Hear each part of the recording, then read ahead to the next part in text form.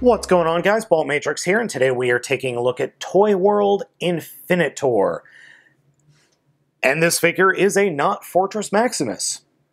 He is significantly smaller than Fortress Maximus. However, the box that he comes in, which is right here, is just gigantic compared to other third-party figures. In fact, it's really kind of weird. All the ToyWorld figures are coming in these giant boxes. It protects the figures, yes, but these boxes are getting a little bit too big, in all honesty. Now, this version of not Fortress Maximus, or Infinitor, is a little bit strange in the fact that he has the basic modes of Fort Max: robot, flying battleship, and city. But he also has this fourth base mode, which honestly looks really, really dumb. We'll be taking a look at it in a little bit, but it's definitely not my favorite. Anyway, so let's go ahead and take a look at the figure. I like the way Infinitor looks. It looks really good and really solid. It's a very nice looking third-party figure that just works. The molding is well done. The overall aesthetic of the figure is well done. It's just a fun figure. And I'm sorry, my camera, I really am having trouble focusing on this guy while he's spinning. It's a nice looking figure, and there are some aesthetic choices that I think could be a little bit better. I would like to see more panel lining on the figure, but overall it's definitely Fort Max in a much smaller, much more affordable package. Like the original G1 figure, you can flip out several cannons on the legs, in the abdomen, and on the forearms for an attack mode attack version of his robot mode. And it works really well. I like the look of it, and I think the guns are really nice. I would like to have seen him have some more guns, though, as opposed to just his one hand cannon. Maybe a second hand cannon, or maybe just I don't know, just some more guns. Because, I mean, with Transformers, you really can never have enough guns. Let's be honest. And if you're wondering what I'm doing with the figure, I was just flipping out the little cannon here on the side, which even to this day, on the original Generation 1 Metroplex, I think this part is just a vestige organ. It's kind of useless. Overall, though, look, the figure works really well. Something else that I really appreciate is the ramps are on hinges, so you can have them pointed back while the rest of the arm poses. And don't get me wrong, even though this figure is really blocky and full of G1 aesthetic goodness, he is very poseable. Head can swivel side to side, though there is a little bit of lack of clearance. Arms are on a swivel for forward and back movement, and then a series of incredibly tight ratchets for in and out movement of the shoulders, swivel just underneath the shoulder, double hinged elbows, a ratchet hinge here at the top of the elbow, and then a nice hinge here at the bottom of the elbow, and his fists are articulated with his hands being able to open and close. Legs are on a series of ratchets for forward and back, another series of ratchets for in and out, a swivel at the mid-thigh, and there are knees that bend at 90 degrees with some minor foot articulation for forward and back, in and out. So, as I said, you can get some pretty neat poses out of him. As you all know, I am just terrible at posing figures, though.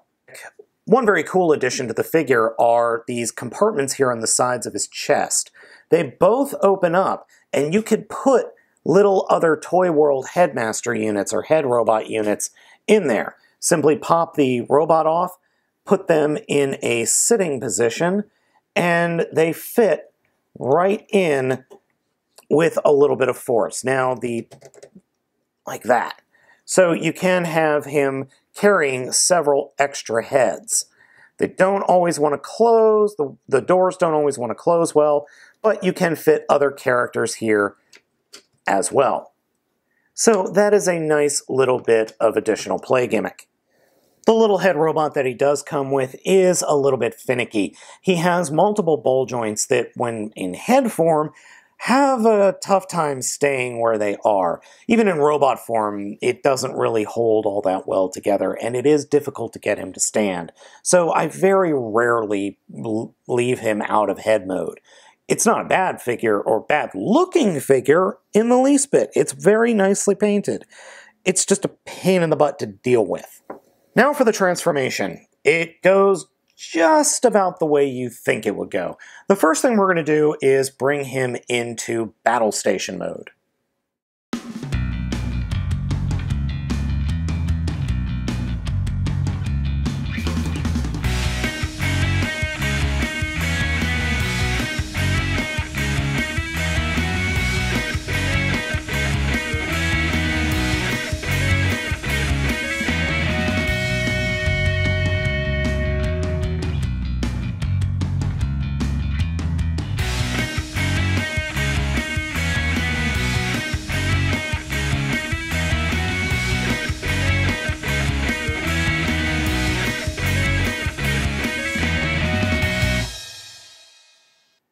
And here is the battle station mode. It's pretty much exactly the same as his G1 counterpart, and I don't know what else to say. It's exactly what you think it's going to be. Now, you can fiddle with it a little bit and maybe make the legs, instead of being straight, you could have them bent out and then pointed out that way. Still, it's a G1-esque mode. I don't know what else to tell you. It's not bad looking by any stretch of the imagination, but if you know G1, that's all we got going on here. So here we have the battle station mode, and it's very much exactly how you envisioned it. It's a perfect, almost perfect representation of the original Generation 1 mode. Nothing really unique here, so let's move on to the city mode. The first thing that I did was I transformed it into that weird second city mode that I was mentioning earlier, and I don't think this mode works all that well. It works in the standpoint of it could be a flying base, I could see, or like a hover base maybe. I could see where that would work, but otherwise I don't think this works. All I did was just take the legs, spin them around 180 at the hips, and then turn them again at the knees, and then fold them back upon the ramps. That was it. I don't particularly like this look. Now, for the G1 version, or the more G1-esque version, I'm going to return it back to base mode, and then just turn the legs so that the hip joints are pointing in the back, and then they'll collapse up into them, or the legs will collapse into themselves, and then we'll make the proper city mode. One thing I do want to show you that's actually pretty cool and is interesting in the fact that they thought of this is that the inside of the legs are not hollow. They have these little doors here that to transform into the city mode you need to pop open, flip around the back, and then they will close in flush along what would be the robot legs. A very, very smart idea. And here we have the city mode that we all know so well.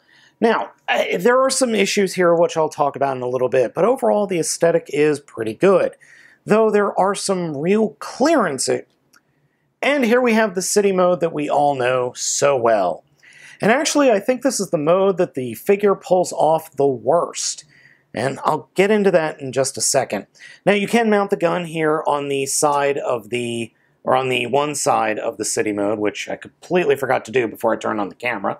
So let's go ahead and do that really quickly. Like that. I get what they're going for, but I think, as I said, from the look of it, it's fine. But there are some details that are just really messed up. The first major issue I have with this mode is the fact that even though it's sitting on a flat surface, notice the red ramp here? The red ramp can't go up anymore. So it's actually holding the figure up at a weird angle. It cannot fold up any farther, and it's just on a hinge. So it's not able to sit flush with the rest of the figure. Also, the ramps don't really work all that well because there is a hinge, as I said here, which is the thing that I actually like, but the hinge peg, or this peg here and this hole here at the back of the hinge, aren't really all that the same, all that work, the peg and the hole. Underneath the ramp there is a peg and a hole. the peg is too big for the hole. So even if you push it down and it does snap into place, it pops up and again, doesn't really fit all that well with the back of the arm. So it's constantly popping out of place, like my camera and zooming. So there is that. And the ramps are at a much too sharp angle for them to truly be practical. And they just look weird. Plus, there's no paint or stickers or anything on the ramp, so it kind of needs that. And it needs paint and stickers here as well. Then there's the landing platform in the original toy, which is like a helicopter platform. Here is just this open, like gunnery platform or smokestacks with this open hole with the screw holes showing. I don't like that at all. That's just an aesthetic thing. And also, the compartments that we talked about earlier, they don't do anything in this mode at all. I guess you could stand the bot in there.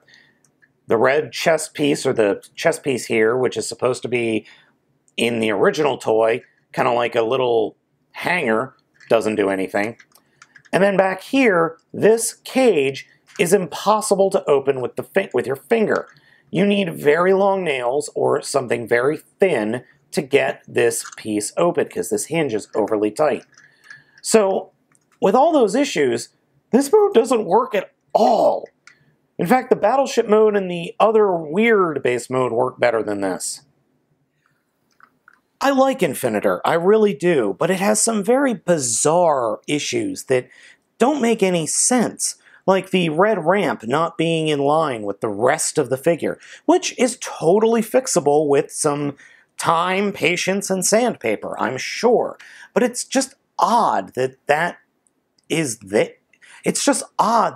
an issue at all.